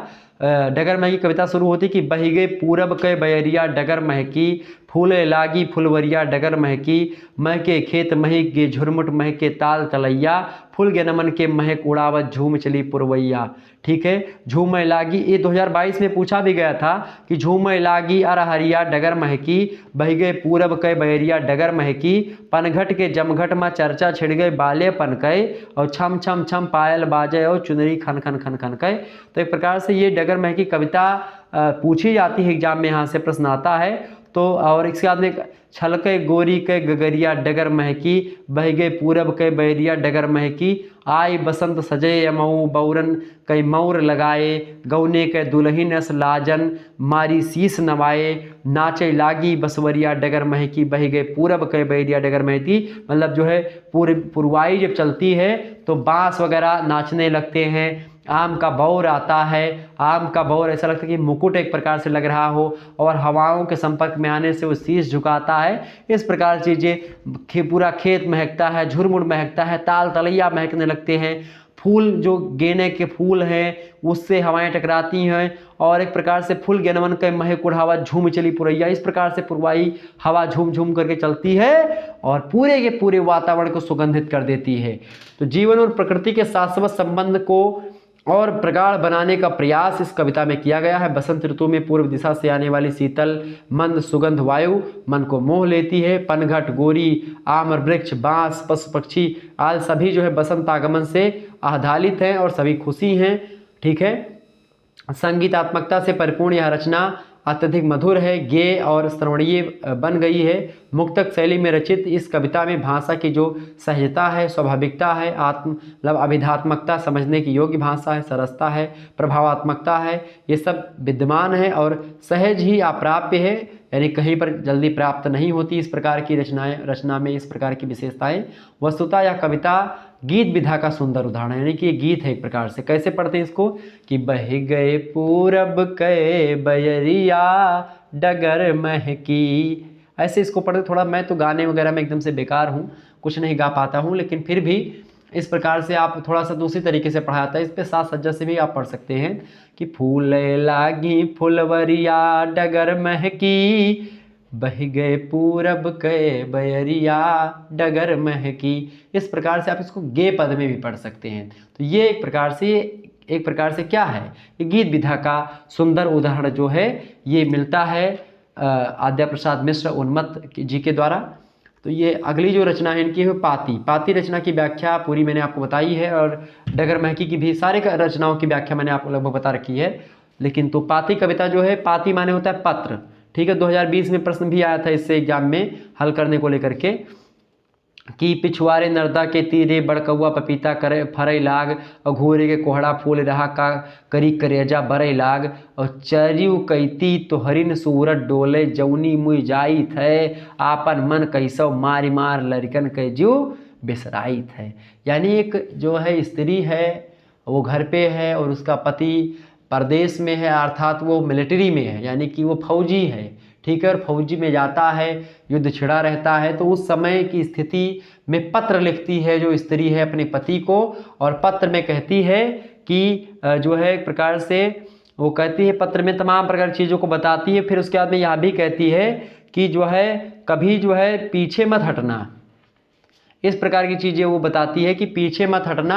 अगर आप जो है जिस प्रकार से गांव का व्यक्ति होता है वो मारे डर के छुट्टी पर भाग आता है, फौज में ही रहता है, तो कहती है अगर उनके फलाने से अगर तुम भाग कर चलाए अपने पति से तो आप जान लो कि हमार मरा मुँह देखबो, आवाज से हम आपके पत्नी ना हुई। इस प्रकार से वो एकदम से कहती है, यानी कि एक भारतीय नारी की एक प्रकार से जो अपने देश के प्रति समर्पण है उसकी भावना को यहाँ पर दिखाने का प्रयास आद्या प्रसाद मिश्र उन्मत्त करते हैं। और कहीं ना कहीं पे आप देखिएगा कि वो अपने पूरे के वो दुखी है, वो नहीं मिल पाई है, 1-1.5 साल 2 साल हो गया है, वो अपने पति की झलक तक नहीं पाई। पहले पत्र वगैरह ही लिखे जाते थे, तो पत्र माने होता है पाती, वही पाती को पत्र कहा जाता है। ठीक है, तो पत्र शैली पहले पत्र लिखा जाता था, तो यही सब चीज़ें होती थी।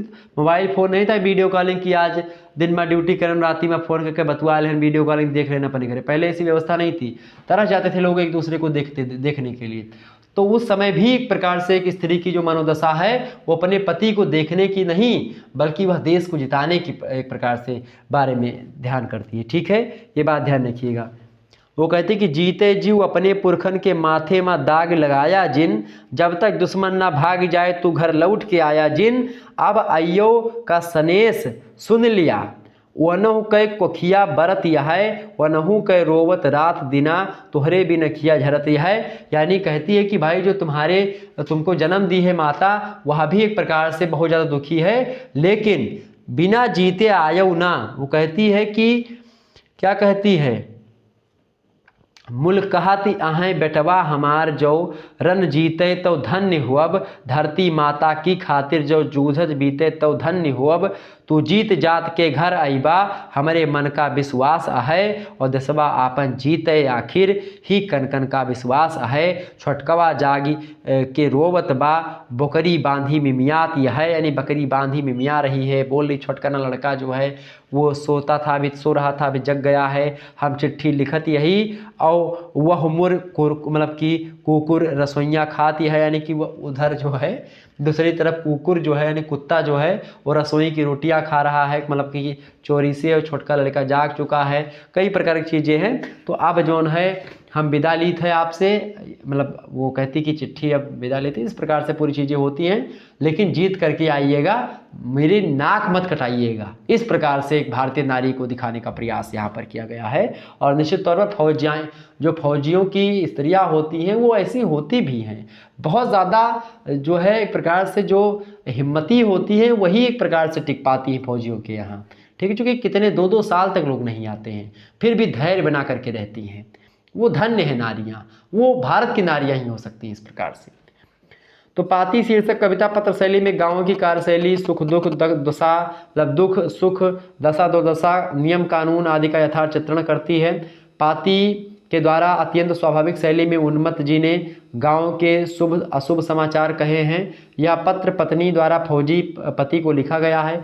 यद्यपि एक पत्नी का पति के बिना जीवन व्यतीत करना अत्यंत कठिन है, फिर भी पत्नी के विचार से देश सर्वोपरि है, देश सेवा सर्वोपरि है। वह अपने पति को दुश्मन से लोहा लेने के लिए प्रेरित करती है, मोटिवेशन देती है, भले ही उसका पति युद्ध भूमि में वीरगति को प्राप्त हो जाए। वह कहती है कि जब तक दुश्मन को भगा न देना, घर लौट करके मत आना। पत्र शैली में लिखी गई इस कविता में एक चिट्ठी के माध्यम से गांव की स्थिति, फौज के प्रति ईमानदारी, देश प्रेम, कर्तव्य निष्ठा जैसे भावों को अत्यंत सुंदर ढंग से उन्मत्त जी ने प्रस्तुत किया है। उन्मत्त जी द्वारा लिखित यह लंबी कविता जो मतलब लंबी कविता है पाती, अनेक भाव अनुभवों से गुंफित होकर के बड़ी मार्मिक बन पड़ी है। और पत्र की जो भाषा है भाव के अनुकूल है। वस्तुतः भाव और शिल्प दोनों दृष्टि से इस कविता को देखेंगे तो पाती जो रचना है कविता है ये उच्च कोटि की रचना है, ठीक है। अगली जो रचना है इनकी आद्या प्रसाद मिश्रा उन्मत्त जी की, वो है आज दिवारी आ। ये भी रचना बड़ी धाकड़ है। आज दिवारी आ मतलब क्या है, जो है आज दिवारी आ, इस पर भी वीडियो आपकी बनी हुई देख लीजिएगा। तो सारी रचनाओं पर बनी हुई है, आपको प्लेलिस्ट में मिल जाएगी। तो आज दिवारी आ जो है इसमें आप देखिएगा कि आज दिवारी आ जो कविता है इसमें खास करके हिंदू समाज में दीपावली जो त्यौहार है उसी को दिवाली कहा जाता है अवधि में। दीपावली धन धान्य का त्यौहार है, प्रसन्नता का, आलोक का त्यौहार है। और इस पर्व के आगमन पर लोग अपने घर द्वार के विधिवत लीपते पोतते हैं, अंधकार और गंदगी को दूर भगाते हैं। और इन दीपावली के दिन खास करके घर के कोने कोने में लोग तेल घी के दिए जलाते हैं, दीपक जलाते हैं, और घर का दरवाज़ा खोले लक्ष्मी को अपने घर आने का निमंत्रण देते हैं लोग। और उन्मत्त जी का कवि जो है वो भी अंधकार को भगाने के लिए दीपावली के पर्व पर दीपक जलाता है, और कवि आज दिवारिया शीर्षक कविता में अपनी भावनाओं को व्यक्त करता है। तो वो एक प्रकार से कहता है कि सोने मड़िये राम मड़ैया रूपन महल मड़ा, माँ उच्छिन अंधियार उजरवा, सबके मूड चढ़ा, और बला सरगुमो दिया दिखाई आज दिवारी आ। तो एक प्रकार से दिवाली के मौसम के बारे में, मतलब कि दिवाली जब आ जाती है तो उस समय के बारे में बताने का प्रयास इस कविता में किया गया है। और अगली जो कविता है वो है गर्मी आई। गर्मी आई कविता में गर्मी के आने के बारे में बताया गया कि कब कभी थरथरी छू मंतर सर्दी के शासन गावराए, गर्मी के लौटा राजपाट अब कहाँ धुआं धक्कर दिखाए। तो एक प्रकार से गर्मी के महीने के बारे में, उसके बारे में बताने का प्रयास यहाँ पर किया गया है। तो इस कविता में गर्मी के आगमन से ग्राम जीवन में होने वाले परिवर्तनों को एक प्रकार से दिखाया गया है, उसको बताया गया, उसका वर्णन किया गया है। जाड़ा खत्म होते ही प्राकृतिक परिवेश बदलने लगता है, ग्रामीण लोगों की जीवन शैली भी बदलने लगती है। सर्दी कपकपी थरथरी सब समाप्त हो जाती है और गर्मी का शासन आ जाता है। गेहूँ पकने कटने लगता है, महुआ फूलने लगता है, चूने लगता है टप टप। कृषक जो है लक्ष्मी जी, मतलब कि लक्ष्मी जो अब तक खेतों की शोभा बढ़ा रही थी, खलिहानों में इकट्ठा होने लगती हैं। ग्रामीण बालाओं के हाथ में कटनी के लिए हंसियाँ टनकने लगती है। यानी जो इस समय का स्थिति है कि गेहूँ कटने के लिए, गेहूँ काटने का गांव वगैरह में खूब देखते हैं, गेहूँ ही कटता है। लोग कहते हैं कि दीपावली में पटाखे जलाने से वो होता है, प्रदूषण होता है वहाँ पर दिल्ली में। और अगर आप यहाँ पर देखिएगा कि गेहूँ काटने से कितना गेहूँ कटता है, इतना प्रदूषण होता है। लोग गेहूँ काटते हैं, गेहूँ दांते खूब गर्दा होता है। और गर्दा जानते कैसे ख़त्म होता है, बस मुश्किल से एक ठो भेली उठाओ यानी गुड़, और गुड़ का फोड़ के बढ़िया सा खाए पानी पी लो, सब गर्दा साफ पूरा एकदम से। तो ये स्थिति है। बहुत गर्दा। इस समय आप देखिए, आप जब तक आंधी नहीं आएगी तब तक गांव का जो गर्दा होगा वो साफ नहीं होगा। गांव में डेली इस समय आप देखिएगा खूब दवनी चल रही है, खूब दवनी कटनी चल रही है, ठीक है। तो हंसिया टरने लगे, तो उसी समय के बारे में बताया गया है। हम सब अपने अपने काम काज में मग्न हो जाते हैं, इतनी भी फुर्सत इस समय नहीं होती है कि घर आए मेहमान को भी ठीक से सेवा कर पाएँ इस दवनी कटनी के मौसम में। चूँकि मेहमान भी नहीं आते हैं इस समय, क्यों नहीं आते हैं? क्योंकि बहुत कठिन परिस्थिति में ही जाते हैं, क्योंकि इस समय सबके घर में काम होता है, कोई समय ही नहीं मिलता है कुछ और करने का, बहुत काम पड़ता है। गेहूं काटो, बांधो, दाओ, फिर भूसा रखो, बखार बनाओ, कुटिया चुकिया जो इतना होता है, खूब दुनिया भर के टीम टक्कर होता है। तो उसमें क्या होता है कि भाई बड़ा समय लग जाता है। तो जब ये सब करके लोग फुर्सत पाते तब जो है शादी ब्याह ठनता है, तब लगन आती है, तब खूब जो है लोग डीजे पे डांस करते हैं और खुशियाँ मनाते हैं, ठीक। तो ये चीज़ें होती। तो गर्मी की प्रकृति का ऐसा जीवन चित्रण जो है कवि की लोक अनुभूति जन विशेषता है, जो कविता को विशिष्ट बना देती है। और अगली कविता है, 5वीं कविता है तनी झूम के बरस। तनी झूम के बरस जो कविता है वो कविता इनकी आद्य प्रसाद मिश्रा उन्मत्त जी की है। इसमें जो है मानव और मानवेतर जीवन पर प्रकृति के प्रभाव का ऐसा सूक्ष्म निरीक्षण किया गया है जैसा इस कविता में मिलता है, कम ही कवियों में आपको देखने को मिलेगा। और कवि जानता है कि बादल ही नदी, मतलब कि बादल ही नदी, कूप और ताल तलैया, प्यासी धरती, खास करके चिरई चिरोमन, खेती किसानी, किसान दीन दुखी, सबका सहारा होते हैं। तनी झूम के बरसनी, बादल के बारे में यहाँ पर रखा है कि भाई जो है किसान जो है खास करके चाहता है कि पानी बरसे गर्मी के महीने के बाद में। तो चूंकि आप देखिएगा नदी कूप सर ताल के सहारे बदरा, तनी झूम के बरस कजरारे बदरा, बदरा बरस पियासी धरती के छाती बा दर की, यानी धरती फाट गई है, लता पतर सूखे बिरछन कर टहनी सगरी लड़की, यानी सारी टहनियाँ, सारे वृक्ष की पत्तियाँ, सब लताएं सब सूख गई, घूम घूम के बरस कजरारे बदरा, तनी झूम के बरस बदरा, मतलब की कजरारे बदरा, यानी कि बादल को एक प्रकार से खूब अच्छे तरीके से बरसने के बारे में कहा गया है। अंधाधुंध बरस धरती के चूनर कह दे धानी, यानी खूब बरसो ताकि जो है हरियाली आ जाए, अच्छी लगे धरती। तो इस प्रकार से लोक मंगलकारी कवि कजरारे बादल से झूम के बरसने का आग्रहपूर्ण निवेदन करता है ताकि जो है पूरा का पूरा वातावरण स्वच्छ हो। अच्छा, अब ये इतना गर्दा है तो पानी और आंधी अगर नहीं आएगा तो पूरा जो है वृक्ष, जो अभी बसंत था, इससे पहले बसंत के मौसम में आपको पता होगा सब वृक्ष पे कल्ले आ गए थे, सारे नए नए पत्ते उगे थे। अब उन पत्तों पर क्या हो गई है, जो ये गर्दा गेहूं का है ये सब उस पर धूल मट्टी एकदम से जम चुकी है। अब वो धूल मट्टी कब सूखेगी भाई? आम कब पकने लगता है? जब पानी बरसता है। तो अब पानी बरसेगा तभी आम पकेगा, तभी एक प्रकार से खजूरें पकेंगी, तभी कई प्रकार के फसल जो हैं वो पकेंगी, ठीक है। तो मतलब जो फसल बोल रहा हूँ, जो वृक्ष के जो फल हैं वो पकेंगे। इसके अलावा आप देखिएगा कि जब पानी बरसेगा तो धूल वगैरह सब धुल जाए, मतलब कि सारे जो वातावरण के प्रदूषण है वो सब खत्म हो जाएंगे, आंधी चलेगी सारे गर्दे उड़ जाएंगे। तो ये चीज़ें होती। पहली आंधी में बहुत गर्दा उड़ेगा, आंधी आती है, अब गेहूँ से सब दान लेंगे, सारी दवनी खत्म हो जाएगी या कुछ दवनी बचे ही रहेगी, तभी आंधी आ जाएगी। कुछ लोगों का पड़ा भी रहेगा, जो आलसी लोग हैं उनका पड़ा रहेगा, और आंधी आ जाएगी एक आध आंधी। तो 2-3 आंधी आएगी तब पूरा गर्दा पूरे वातावरण का समाप्त हो जाएगा। गांव में ये नियम है, ठीक है। तो एक प्रकार से उसके बाद में लोग पानी बरसने का आह्वान करते हैं कि पानी जल्दी से बरस जाए, गेहूं जैसे काट लेते हैं, जैसे लोग सोचते हैं कि पानी बरसता नहीं, झूम के बरस। तो चूंकि जब पानी क्यों बरसेगा तब, इसलिए लोग आह्वान करते हैं बादल का कि भाई पानी बरसे, ताकि जो है क्या हो कि जब आंधी आवे तो धूल ना उड़े, गर्दा ना उड़े, ये लिए पानी बरसेगा। तो पानी बरस जाए तो धूल ना उड़े, ठीक है। और सब पत्ती उत्ती सब वृक्ष एकदम से धोई जाए, सब चहमक आए जे, फिर से हरियाली आए जे, एकदम से चकामक जैसे एक प्रकार से मन रही। तो इस प्रकार से चीज़ें होती है। तो कहीं ना कहीं पे ये तनी झूम के बरस कजरारे बदरा में यही चीज़ें है। तो इस प्रकार से आप लोगों ने पूरे के पूरे जितनी कविताएं आपके पाठ्यक्रम में संकलित थी इनके बारे में मैंने आपको बता दिया, निश्चित तौर पर आपके समझ में आया होगा। चलिए फिर मिलते हैं हम नेक्स्ट वीडियो में, तब तक के लिए जय हिंद जय भारत। आप सभी का बहुत बहुत धन्यवाद हमारे से जुड़ने के लिए। इसी प्रकार से अपना प्यार हमेशा बनाए रखिएगा। तो इस प्रकार से आप लोगों ने समझा, ठीक है। बहुत बहुत धन्यवाद आप सभी का।